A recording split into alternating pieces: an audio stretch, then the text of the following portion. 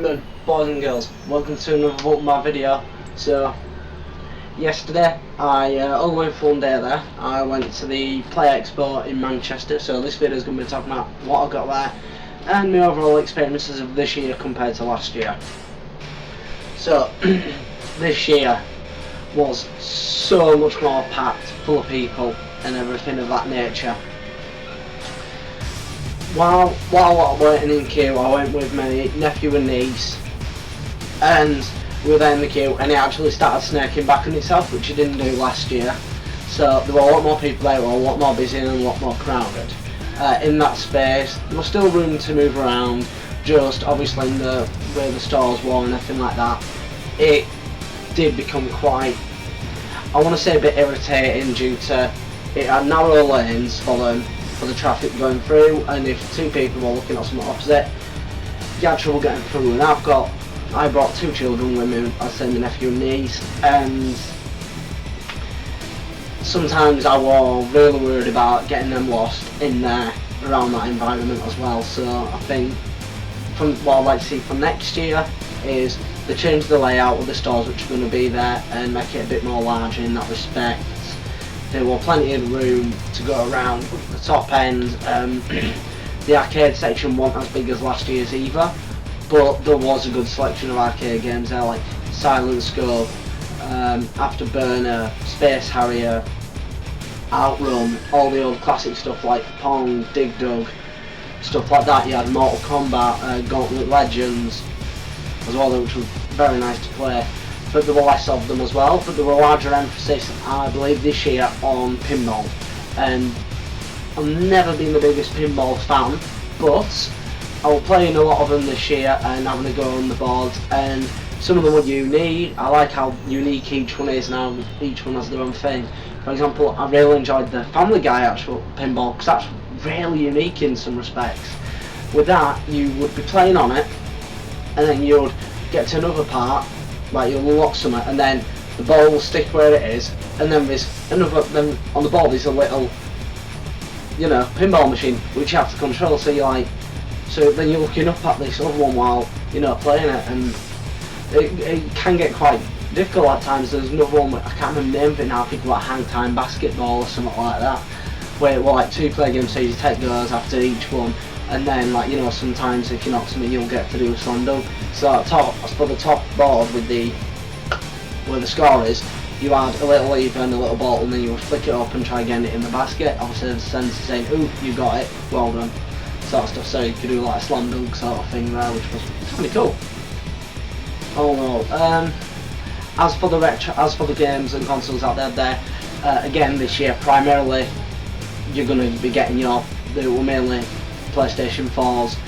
PlayStation out there set up with a bunch of new games like the new BlazBlue game, which is amazing.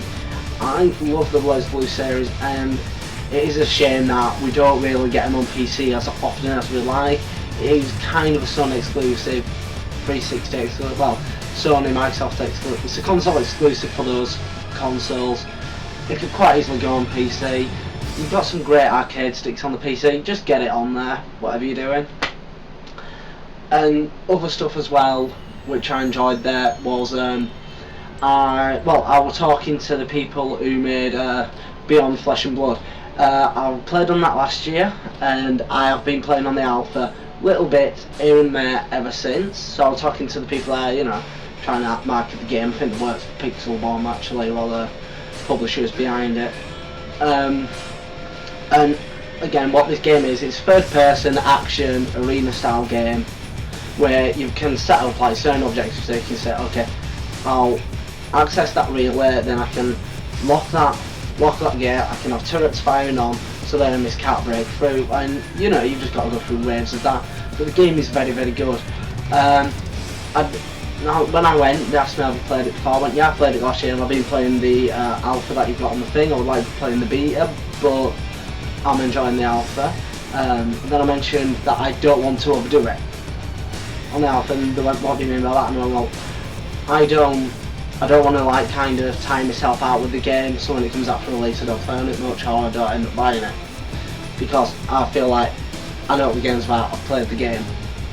And then the question on that saying, well, we were thinking about putting it into, what do you think about us putting it into like Steam Early Access? And I mentioned to them, I personally believe that you shouldn't, because if you do put it in early access, even though it's a good way to get a game out, player fatigue can set in with that. So that way you'll play on a game, and then you feel like, oh, I'll play the game, then it comes out, and then you don't play on it. And if you don't play on the game when it's complete, you don't even know what the game's like when it's completed. I mean, you're still in beta, really, on early access. So doing that seems a bit, to me, self-defeating, putting it on that and then not having people play when it's actually released. So I mentioned that to them, and Lady of Sports went, alright, we're going to take that on board then, because I've first time that I've heard that, but it makes sense. So the people who worked there understood what I was trying to say, and you know, I just cared about the product that was selling, which is good about all the things that were there as well. Like some of the indie games, I think I can't remember the name of it now. I think it was like Sky World or something like that. And it's kind of like a Minecraft game, but with an adventure style feature as well. So you dungeon crawling as well in that. You get resources, you can create worlds and stuff. Beautiful looking game, beautiful looking game. And I was just talking to her while my niece was playing on it. My niece is a big Minecraft fan, so when she was playing on this game, she had little heads. She only got little heads, massive headset, mic on, and she was just there playing away and enjoying it. She picked up the game, didn't have to ask for help from people off it, so I'm very proud of her there. While talking to them now, we're talking to them saying, oh, so this on early access or what? And they went, yeah, we're giving away trials to get onto the beta. You put in code and then we can send you that and then we can do that for you. So naturally, I downloaded that for my niece. Looks like a very good game, and when it comes out, I might even do a review on it. So, as for other stuff that were there, they had a massive thing for Dark Souls 3. The queue was horrendous. I did not get to play on that, and my niece didn't even get to play on the Minecraft section, which they had up there as well. The queues were horrendous around there. People were just stuck playing it all day, and I saw the same person at the same computer thing, like in the space. I came back and forth between 4 or 5 hours looking, and there was the same guy there. So one guy didn't move 5 hours, he was just playing it constantly, he didn't get moved on at all, he was hogging the space. I didn't like that in one bit. I think they should have put a limit on it, to be honest. Not like, you know, 20 minutes, no, give people about an hour in that area or something like that, so you can get the traffic flowing a bit. I'll begin to say, look, you got 15 minutes, knock yourself out to 50 minutes, you've unfortunately got to go, so people do want to play on it. So it did limit my consumption of that game. It's a game that I'm interested in. I've never really been into the Dark Souls, Bloodborne style games, I've never really played them, but the ball was interesting in, this could have been my decision to get a PS3, because I don't know if it's coming out on Steam or Xbox One or all like that, so it might be my, you know, time fact I'm getting a PS4 after playing it there, which, you know, is quite nice. So, as for the retro consoles though, come on, retro gamer like me, got a lot of retro consoles. I was introducing my nephew and niece to some of the ones that they won't see, and none of the friends would really know about unless they were really into retro games. So stuff like PC Engine, the Neo Geo, MVS, AES even, and then letting them play on, like, you know, stuff like Super Nintendo and original Game Boys and stuff like that as well. Playing a few games there, stuff like Psycho Fox, and I introduced them to old 8-bit computers as well, stuff like the Commodore, the Amiga 1200 and stuff like that as well. So the good old stuff. My cat is whining, and it might sound like I'm cruel, but she's on heat, so she's been doing it all day. I do apologise, and she don't mean to let you know, can't be helped.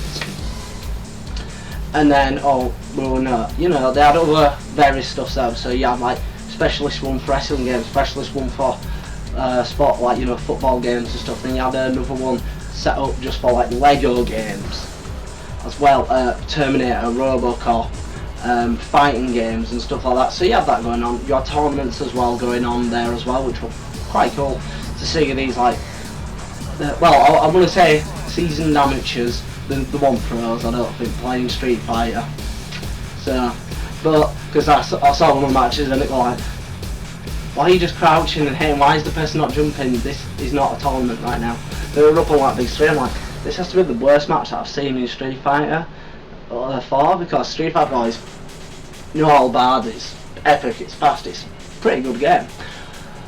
But seeing this like approach to it, I was like, why?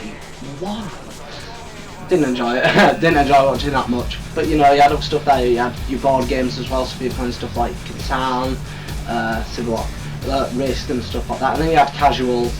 Then you had card games as well, so Magic the Gathering, Pokemon. Then there were some obscure Japanese card games that seem to get a big crowd. I've never heard of them, so I'm gonna look into them because I do like card games, but I want to find one that's accessible to me. Because Magic's very complicated to me, and Pokemon is I don't understand the rules. I've never understood them, so I want to find one that's easier to pick up and, you know, enjoyable to play as well. So if you do have any suggestions of that, leave a comment in the section below. So that really brings me to it. Overall, the day was really good. My nephew got to meet Darth Vader, so good on him. And we were happy to meet him, get his autograph and everything like that. And both of them had a great time. I had a great time there. It was a lot of fun. Talking to some other people in there as well. I mean, I was outside having a cig, and we're talking about games, and you know, as you do, because I'm out there having a cig. My nephew being 12 years old, he was quite happy to look after my niece while playing on a game or something like that while I nipped out for a quick cig, so not too bad. Bad parenting, I know, but I'm not a parent. Talking to some out there about, what I'm looking for and stuff like that and what I collect. And they asked me, what system I've got. And when I see after conversation with someone like that as well, and he mentioned how you've played Dark Souls 3, I haven't got around to it, but it looks like I'm never going to get to because the queue is horrendous and everything like that. So, without further ado, I've got a small selection of games here. I don't have a lot. I didn't take a lot of money with me for that. Buying games, I've done more for the experience this year rather than buying games. So I've got a few things here. So first thing I'll just quickly show you. A few of the games that I've got required a certain item for me to be able to save on them for the N64. So I decided to pick up a controller pack here, £5. I wasn't too bothered. I thought I'm gonna get one while I'm there because I know I'll just leave it off. So quite happy to get one of these. Mainly for games playing like the horrible game Daikatana and the more brilliantly game Judokum Zero Hour. Brilliant game, really try. So next one, happy to see some of these games here. People know I like the system, I like the system all the time. I'll love doing a review on it and show gameplay footage, but because of the type of screen that it uses on it, it's difficult to see anything, and I don't really have the best camera in the world to capture good colour stuff there. So I believe this is a Mobile Gundam. I'm trying to find the name of it. Mobile Gundam Summer Volume 1 for the Wonderspawn colour. I've already put about like 2 hours into this game, and and that's 2 straight hours. Not like I normally do with wrestling, which is like, I'll put 20 minutes in, I'll put 20 minutes in there. No, 2 straight hours into this. So it's like a tactical RPG in the Gundam universe. So what I can gather, you're a kid who gets saved by this Gundam, and now you're able to pilot this Gundam, and then you're helping out some resistance or some other allied force against some evil force. It's in Japanese, I don't read it, okay? Best I can do. But the fighting's actually really cool because you'll get these like cutscenes and animations. Everything's anime in it, so it's very cool. And you don't move around, like you don't see your robot walking around or flying around space or whatever. You just control a dot with a view cone there, and then you scan it. You scan around when you see an enemy, then you can attack. And the enemy will move around as well, so you're constantly chasing the enemy or trying to run back, or still trying to make sure you got enough power to move away from them if they're in attack mode sort of thing. And the RPG aspects come into it with the old turn-based fighting as well. I haven't really seen the leveling up system on it as such. All I know is at the end of every battle you get numbers come up and it does something. The game is very cool. It does both something back the Wonder Gate, which was their online feature. So with certain cell phones back in the day, you could connect this up and it would act as your mobile phone would act as the modem, even. And yeah, that's that game. Game I got was Eternal Darkness, Sanity Requiem. I've seen a lot of people going about this game, about how it messes with your mind and everything of that nature. Yes, Susie, I'm talking to my cat now. Do me head in. But yeah, Eternal Darkness, Sanity's Requiem on the GameCube. Happy to get this. It's one of the ones that I made a list of games that I'm looking for, more or less. And if I see them for what I believe is a good price, and fair enough. I have been seeing this go up on eBay, and every time I go on it, it always reaches more than what I paid for it. So getting it for what I did, I was more than happy to, even though it was, in my mind, still expensive for a disc-based game. But I put about maybe about 6 hours into this now. Actually, I lie. I'm loving the game. I'm loving this horror aspect, one of the psychological aspects of the way that it messes with your mind, like pretending that it's a demo or your limbs just blowing off randomly. I'm loving it. And like sometimes like it'll make it seem like the screen's gone off and stuff, and I'm like, oh, it just broke. It's actually messed me up one time when I actually thought, oh, I just bought a demo, and I turned the console off, whichever disc, went, no, this is not saying that I want it. So I put it back in, the same thing happened. I'm like, oh right, I get it now. I felt a bit stupid, but yeah, great game. Happy to get hold of it. I'm having a lot of fun with it, and it's just a fun game. Proper enjoying it. And the last game I got was a game that I've been for a long time for the system. It is one of my all-time favourite games of all time.